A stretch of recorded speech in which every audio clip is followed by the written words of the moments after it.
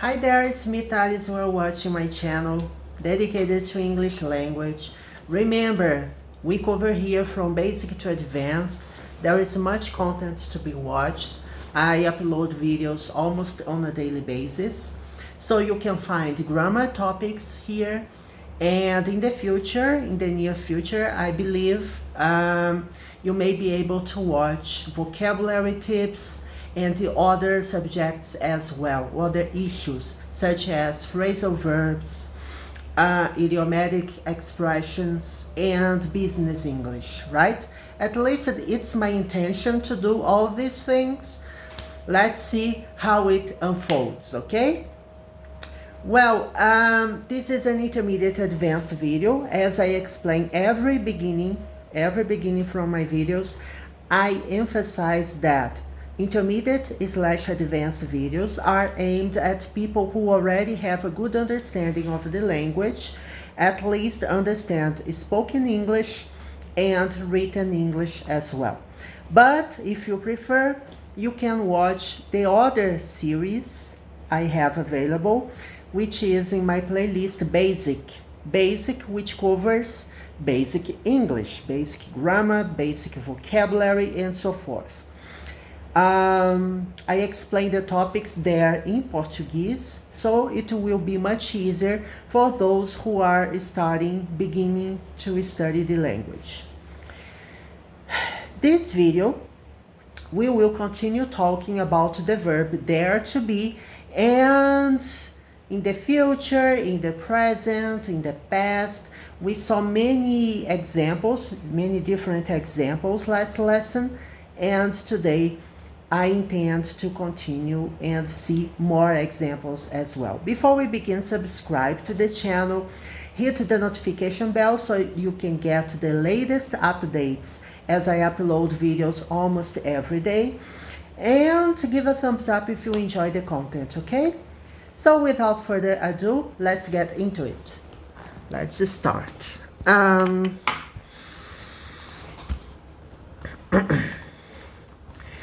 Well, we studied, I guess we have seen some situations about the comparison between there and it. We have already seen, right? It is a pronoun, right? Which is used to replace places, situations, animals, things, right? So you can say, I went to a restaurant last night. The new restaurant seems to be very good. So you say, I went there with my friends.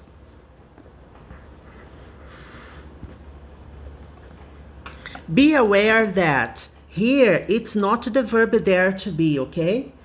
This is an adverb of place.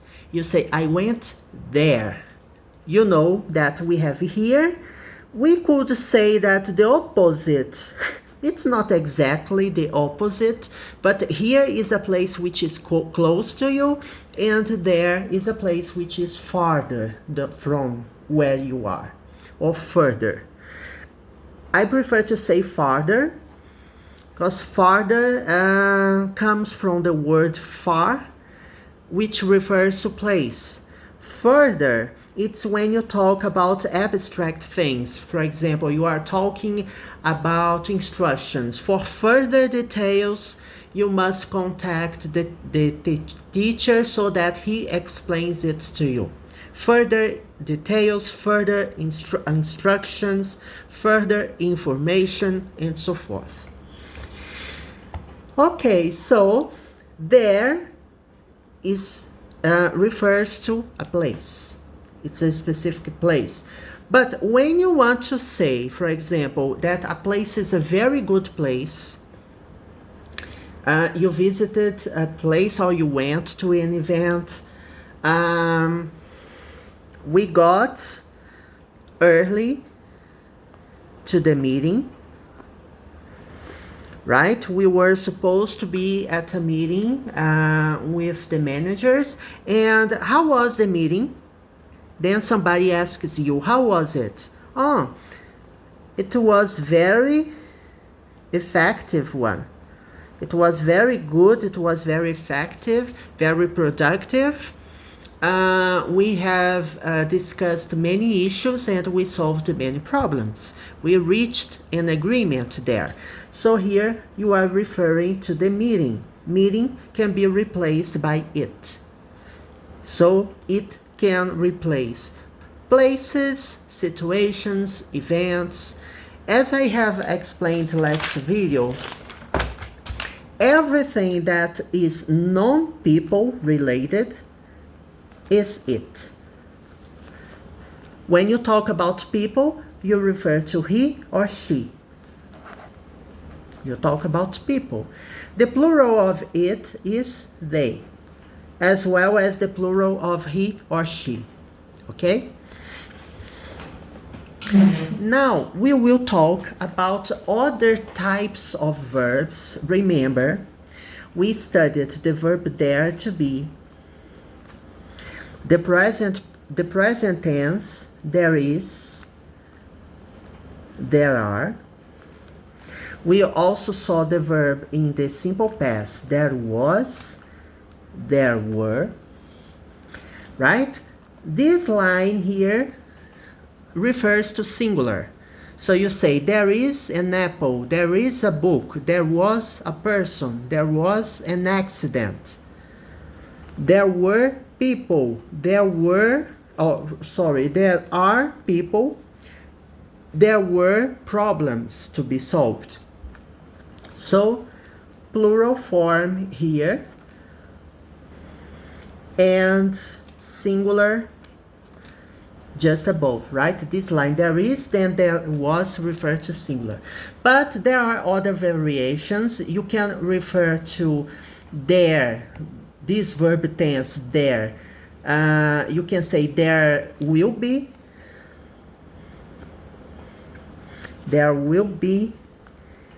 an event you can't miss.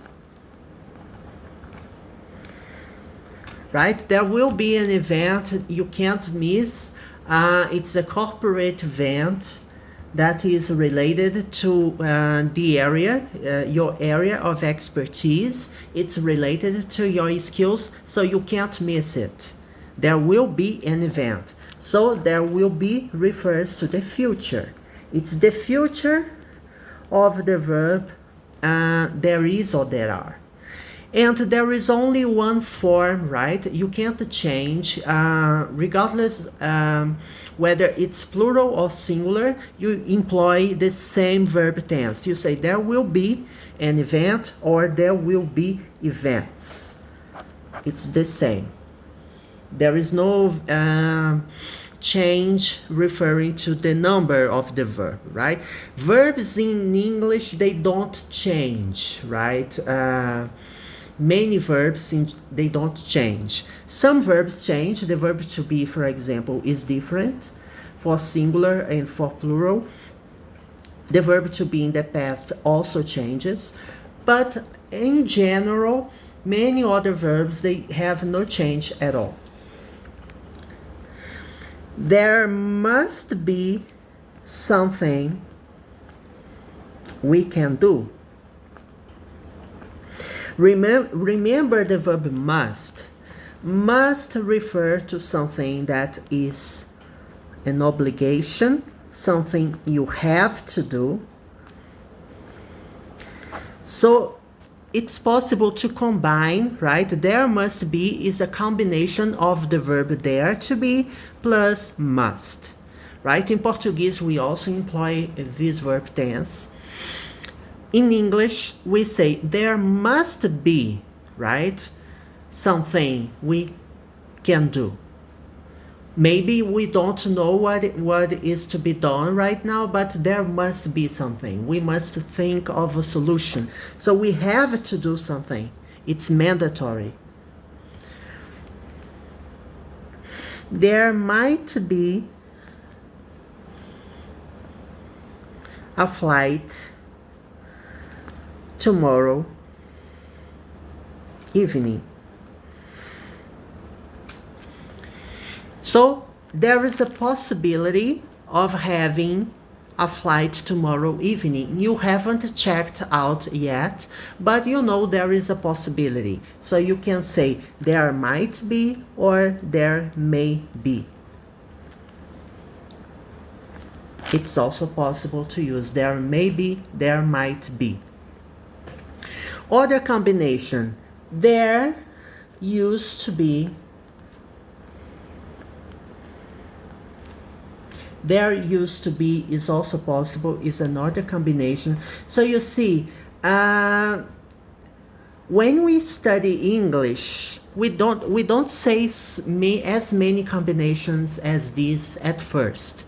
When we first study the verb there is, or there are, there to be, in the past, in the future, or maybe in the simple present, but we don't see all the variants because it's necessary to understand what might means, what must mean, what may, right? So it's a requisite, it's a requirement to study these verbs first. In case you have any doubts, remember that we have already covered these verb tenses in previous videos, right? There used to be a restaurant here. For example, suppose that your home, it's been some time since you last went to your hometown. And you know, close to where you live, there used to be a restaurant. And now there isn't anymore. There isn't a restaurant anymore. So you say, oh, there used to have a restaurant here, or there used to be a restaurant here. You see, it's something that took place in the past, or it's something that existed in the past, and now it doesn't exist anymore. So you can refer to this verb tense. Other combinations, there can be, it's also possible. There could be, right? We won't see examples from all these cases right now. We will see some more, but not now. But just as you have to know that it exists. There can be, there could be, there would be. It also exists, right? If people were more attentive, were more careful, there wouldn't have many accidents. There wouldn't be many car accidents. If people drove more carefully, there wouldn't be as many car accidents as we have right now. So what's the difference when we employ there to be, and it? Let's see some differences here, right? Other examples that I forgot. For example, there should be. Should means when we recommend someone to do something, or it's something that it's advisable for someone to do. There should be a police station in this area. A police department is in this area because it's very dangerous, right? The crime rates are increasing, and I highly recommend. So there should be something to solve this problem. So it means, it refers to a recommendation, okay? Just another case. As I was talking, when you say it must be, is different from there must be. There must be refers to the verb exist. Exist, right? As I explained in the first video about the verb there to be means exists, something that takes place, something that exists. It must be very difficult to you. It must be very difficult to you to do that, right? Without having someone else's help. So it must be. It's another thing. But there must be someone to help me or to help you solve that problem. So here I'm acknowledging that it's necessary to have someone. It's necessary that it exists, right? It would mean kind of this, right? It's necessary to have this. It's a requirement. Someone should help or must help. It's mandatory. If you don't have anyone's help, you might not be able to solve that problem. So it must be very difficult to you to solve that problem. Okay? So that's the difference. Remember, all these verbs we have already studied, but combined with there to be is the first place, it's the first time I'm talking about them, okay? I guess that's it. This video is already too lengthy. We should talk about these matters, these issues in another video. I will talk about it and give some more examples, okay? So that you can learn better or have better ideas, better examples. Of course, I make some simple examples. I try not to overdo or complicate things, because I know this is an intermediate advanced video, but the examples themselves, they should be easy or should be easier for who is watching to understand. Okay, so I hope to see you next video. Have fun watching my videos. I record videos almost on a daily basis, and I have lots of fun recording these videos, and I hope I can help people study English, people who have difficult studying English, or maybe people who like the language but they don't have the means to take an English course, because in some, English courses in general, they are expensive, they aren't very cheap, and I'm offering this course for free. And that's the main purpose of my channel, to help the community of people who study English, to let it grow, let it flourish, and help them achieve their goal, which is to learn English language. Okay, so see you later.